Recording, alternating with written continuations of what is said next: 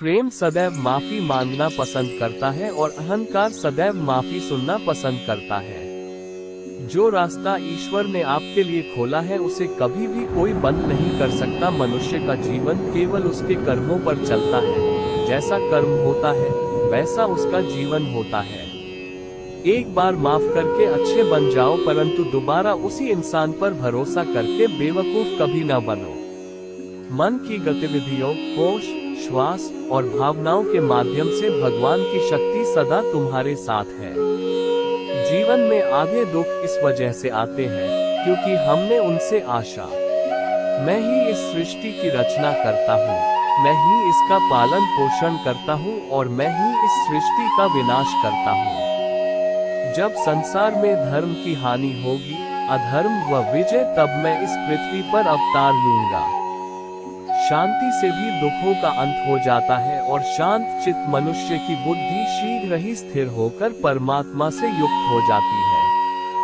हमारी आस्था की परीक्षा तब होती है जब हम जो चाहे वो न मिले और फिर भी हमारे दिल से प्रभु के लिए शुक्रिया ही निकले। लोग अक्सर सच कहने से बचते हैं या डरते हैं, पर सत्य कभी छू लेकिन मंजिल तक तो कर्म ही पहुंचाता है।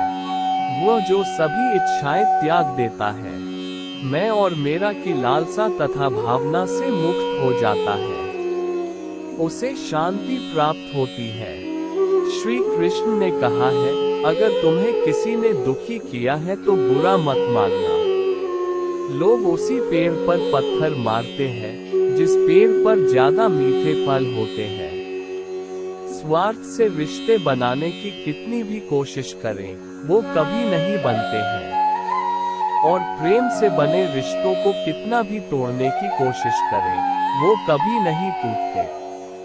अगर व्यक्ति शिक्षा से पहले संस्कार, जिस मनुष्य ने जवानी में बहुत पाप किए हैं उसे बुढ़ापे में नींद नहीं आती। श्री कृष्ण कहते हैं कि मनुष्य को अपने मन को बार बार समझाना चाहिए कि ईश्वर के सिवा उसका कोई नहीं है। परिवर्तन इस संसार का नियम है। कल जो किसी और का था, आज वो तुम्हारा है एवं कल वो किसी और का होगा। विषयों का चिंतन करने से विषयों की आसक्ति होती है, आसक्ति से इच्छा उत्पन्न होती है और इच्छा से क्रोध होता है, क्रोध से सम्मोहन और अविवेक उत्पन्न होता है।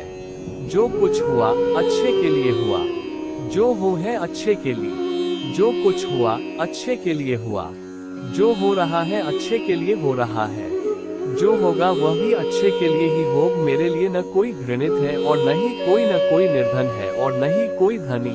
बस जा भक्ति भाव के साथ मुझे याद करते हैं, मैं उनका हूँ और वो मेरे। आप वही है जिसमें आप विश्वास करते हैं, आप वह बन जाते हैं जो आप मानते हैं कि आप बन सकते हैं। अगर तुम अपना कल्याण करना चाहते हो तो सभी तरह के उपदेशों, सभी धर्मों को छोड़कर मेरी शरण में आ जाओ, मैं तुम्हें मुक्ति प्रदान करूंगा।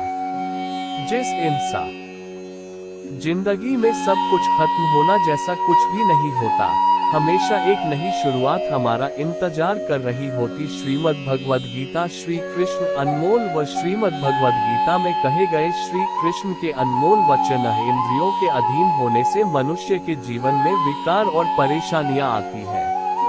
सुख दुख का आना जाना सर्दी गर्मी के आने जाने के जैसा ही है, इसलिए इन्हें सहन करना सीखना ही उचित है।